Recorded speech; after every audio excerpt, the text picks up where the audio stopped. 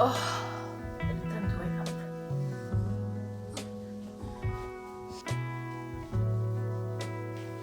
It's supposed to snow today. Let's see if that's true. If it actually snows.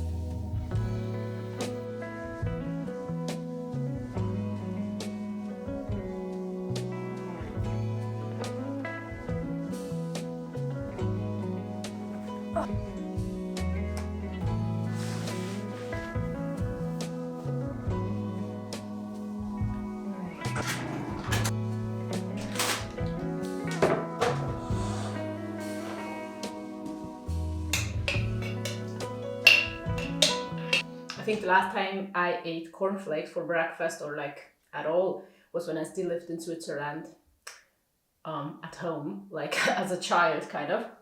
But we needed them for a recipe and somehow I just craved cornflakes and now we have cornflakes for breakfast.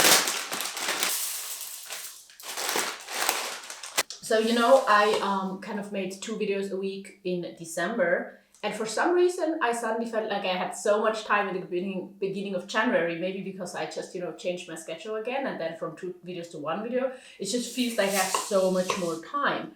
But on the other hand, I mean, I was good, but on the other hand, it felt like I'm not productive enough. And that's just really something I'm struggling with. And I think it's not helpful because I was working on more like big picture stuff that I'm gonna share with you soon because I think it's exciting and I think it's like steps I want to take with my YouTube channel or with my brand in general, which hopefully will make my income easier and provide amazing additional value for you too.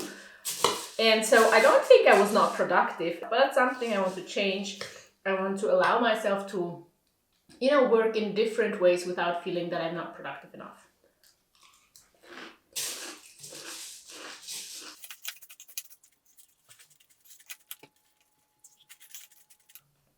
Another thing I also realized when it comes to like my brand and offers that I have, like my YouTube channel, my Instagram, my knitting business that I started last year, is that I'm really not good at promoting myself. At least that's what I feel. But I have a knitting business. There's still stuff in my like online shop that you can buy and that would make me really happy if there's something you want to purchase. I also uploaded a pair of socks that I knit almost a year ago, but I just never kind of managed to upload it and put it in the store. So maybe that's also the good part of having a bit more time, that I finally have time to do stuff that's been laying around.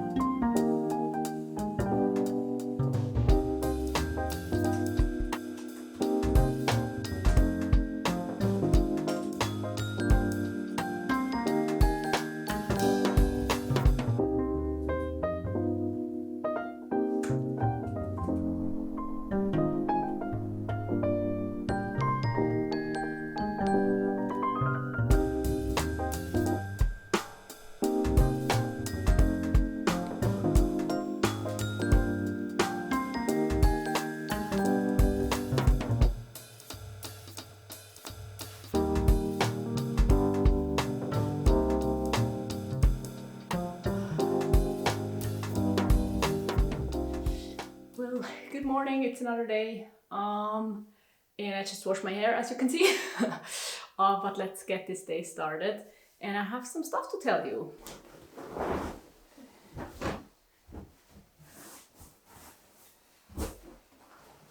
The first thing I want to talk about is my backpack, and I think by now you know what kind of a backpack I have. I've been talking about it for 3 years now because I've had it for 3 years now, and in my last video I mentioned it as well.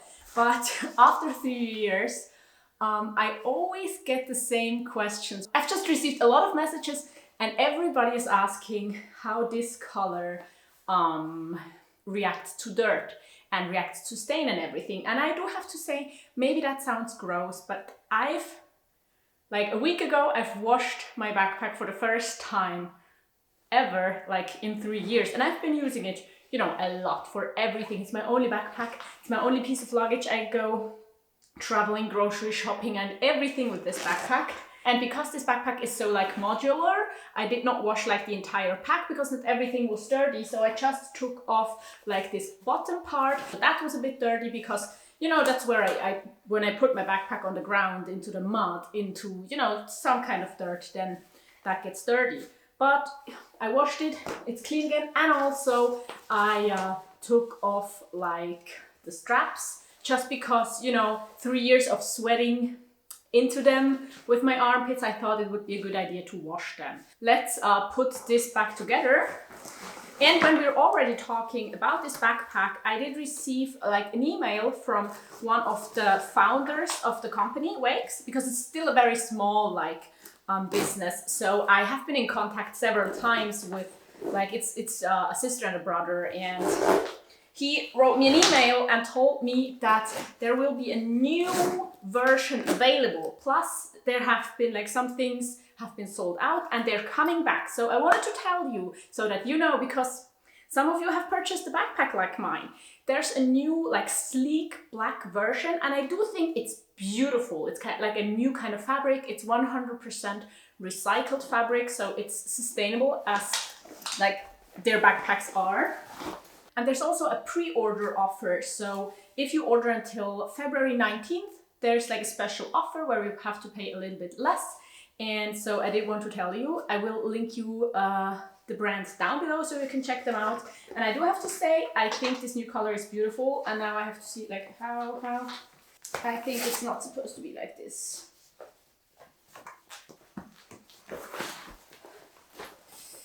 Now let's attach the straps down here as well. So after 3 years of using it, I would still highly recommend it, and this brand in general, because it's high quality, everything still works really well. It's modular, it's like customizable. You can take it apart and put it together. So, you know, for me, it has been the perfect backpack. Ta-da! I'm washing it again in 3 years.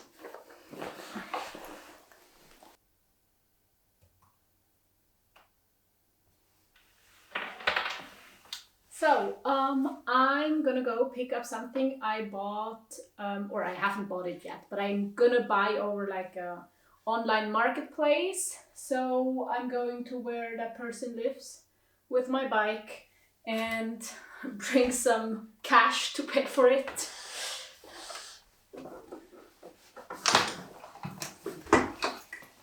The thing is, a few days ago I discovered that my bike is not where it's supposed to be, and I thought it got stolen. But let me tell you the story while we go and pick up that piece. So I was sure my bike was stolen, and I announced it on my Instagram story. It was like, oh, my bike got stolen, it's so stupid. And I thought like, oh, it's so random because it was like locked and it's not looking great, and why would somebody steal a bike here? Like, it was just really random. And then I realized, or actually my son said, that he saw a bike similar to mine a few houses away from here where his friend lives. And I was like, wait a second, let's think about that. And then I remembered that I was picking him up like a week ago when I came back with my bike from somewhere. And I thought like, whoa, that's possible. So maybe my bike was not stolen. So we went and took a look, and sure enough, there was my bike. So because I remembered, like, of course I wouldn't forget my bike somewhere else in the city or like just somewhere. But I thought like, yeah, I took it back home. But I just didn't realize I left it a few houses away from here. So I have my bike back, thankfully, and I don't have to buy a new one. But it was just so stupid, and for a week I really thought my bike was gone, when I am just the one that did not, remember where I put it. I'm back. Let's unpack and unbox. So what I went to pick up is a new microphone. It's secondhand, obviously, because I got it on a online marketplace. It's this one. Let's see if I can get it out of the box. Ooh. this is how it looks. Now I'm gonna connect it to my computer and my phone and just see how it works. See what it can do.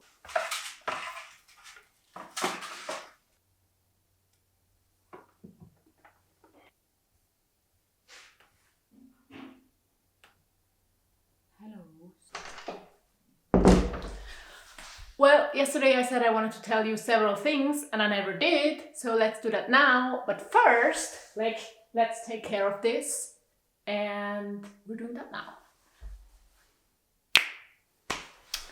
Ta-da! So, this is a better angle to talk.